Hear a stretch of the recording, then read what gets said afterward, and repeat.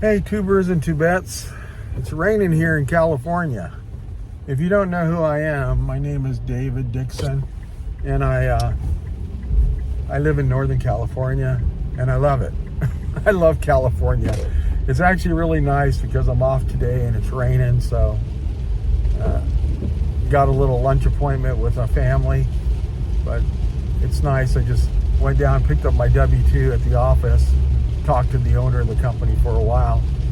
Kind of got me going down memory lane, and so I wanted to tell you guys some of the things I was thinking about. And this is probably what my whole channel is going to be about, is just memories and things.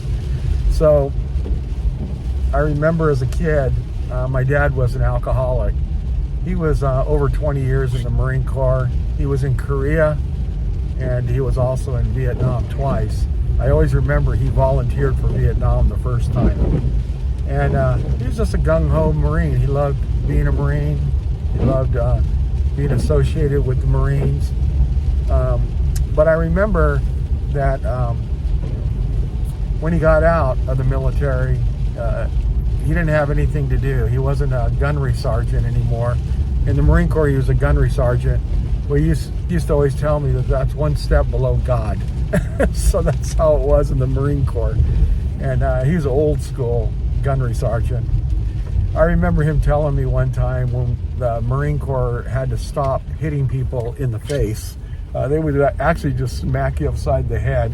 And then my dad would say, oh, the whole military's going to hell in a handbasket because they're not allowed to hurt these guys. They're not allowed to touch these guys. And that's how my dad was when I was growing up. Once he got out of the military, he didn't have a lot going on, because like I had said before, when you're in the military, it's not only a big sacrifice to your family and to possibly yourself if you were to get killed, but it's also a sacrifice financially, in that you typically don't own a house, that you're not living in. People are not renting them out like they do now, Verbo or anything like that. There was nothing like that back in the day, so it wasn't unusual that you get all the way out of the military and then now that's going to be the first time you're ever going to buy a house. And that's exactly how it was for my dad. And I think the whole thing of just not being respected, outside, being part of the civilian population. I know he used to just always tell me how screwed up everybody was, because in the military, if you think about it, they're all healthy men. They all have arms and legs, because if you don't have arms and legs, you can't be in the military. And so for him to get out and see all these different people, and I mentioned before what happened to him about them spitting on him and calling him a baby killer, it was during the 70s there. So my dad, I know he had PTSD, but they didn't have any kind of counseling. They would just say, oh, just suck it up. That's how they would say it to you. And so there was no counseling going on for him. And like I said, he was in Korea and Vietnam twice. He got a Purple Heart for being shot. And he was in the Supply Corps, which you think would not be a hard one to be, but he did tell me that they had to drive some of the supplies to the front line, and that was where the problem was, going through enemy territory and stuff like that. But he didn't really talk too much about the military. But he did become an alcoholic. He drank really heavy, and I think that this was a way of treating himself, all the bad things that he saw. And I was just telling my boss, I remember he would get so drunk and he would say things and do things, and I would be there and I wasn't drinking, so of course it would really take to my heart, when he'd say something bad to me. Like I remember him telling me one time when he was totally drunk that even though he loved me as a son, he could tell me already that I was never going to amount to anything.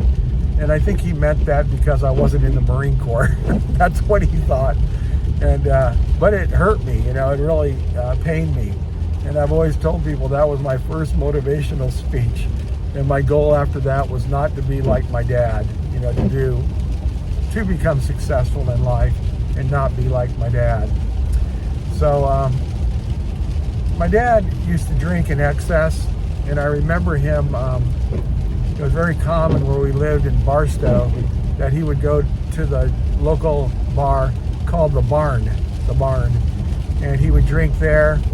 Sometimes I'd have to go pick him up. They would call me up and tell my mom that, David has to come down here and pick up his dad because his dad's totally drunk. And I wasn't even allowed to, I didn't have a driver's license, but I would get in the car, the truck, usually his truck, and I would drive down there. I knew how to drive, but I didn't have a driver's license. And I would get in the car and go down and pick up my dad, and we, bring him back to the house, get him into bed, and he was just totally out of it. Sometimes when he wasn't totally out of it, he would want to get in his truck, and he would start loading stuff up. He would be crying, about how screwed up his life was, and how he had all these obligations, and nobody understood. And then he would get in his truck, and later I came to think of it as him driving to the promised land, Texas, because his family was in Texas, and we lived in Barstow. And he would get in his truck, which I wouldn't take his truck more than 25 miles because I just, he had gotten salvage type tires, and each tire on each corner of his truck was a different size, which made the truck run really funny. It'd follow like little grooves in the street, and just didn't really take care of his truck. I remember the dash. The dash used to go in, and he'd have it completely filled with stuff. It would be filled up with, like magazines and different kinds of tools and everything all up in that area. And I remember one time I went in and I cleaned it all up, thinking that he'd be really happy. I washed the windshield and cleaned the dash, and he was really mad. He was like, "Why are you touching my stuff? Don't touch my stuff. I like it just like that." I go, "When you hit a bump, everything flies off." Yeah, that's exactly like I like it. So this is the kind of logic I had to deal with. But it was very common for my father to get drunk, and then he'd be going to the promised land, and he'd get in his old truck and he'd just start driving. And normally he would not make it to Vegas. So Vegas was the next big town. It was a couple hours away, and he would just end up, truck would break down, run out of gas, tire would go flat. Something would happen where he'd have to get out there and walk back to our town. A lot of times he would get picked up by the CHP officers, but by the time they picked him up, he was no longer drunk. He had sobered up. But even with that, I always remember, and it seems like it can't be possible, but I know that it was. I think he had something like 7 DUIs. He would get DUIs for driving and being pulled over, and then he'd have to go to jail for the night. Then they usually release him, and then he would drive back home. We didn't know where he was, and then later I would find out that, he was arrested again for drunk driving. So I remember when I was probably 18 years old, I had a driver's license and I had a car. I had the family car, which is a 1963 Ford Fairlane 500. And it was a cool car. I liked it.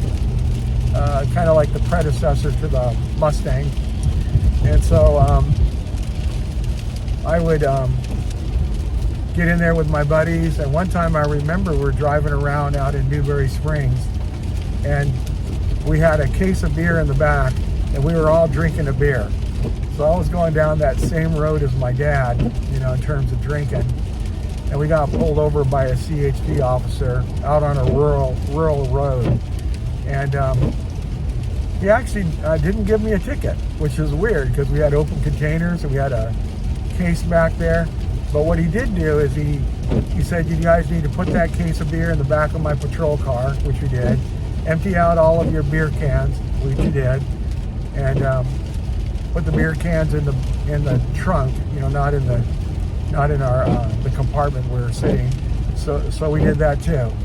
And then as he's looking at my license, he looks at it and he looks at me and he looks at it again, and he said, "Are you Fred Dixon's son?" And I go, "Oh my God, this guy knows my father." I was more afraid of what my father would do than what they would do. And so he's just said he's going to remember that, and he's going to give me a break and let me off, stop drinking while I'm driving, and he let me go.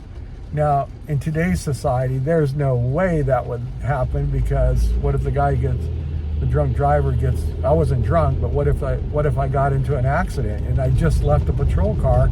We'd probably be suing that patrol officer personally and suing the department because they didn't lock me up. But back in the old days, that's the way it was. It was handled a lot through your parents. And it was pretty bad, because my dad was very, very upset that I was driving around drinking with my buddies.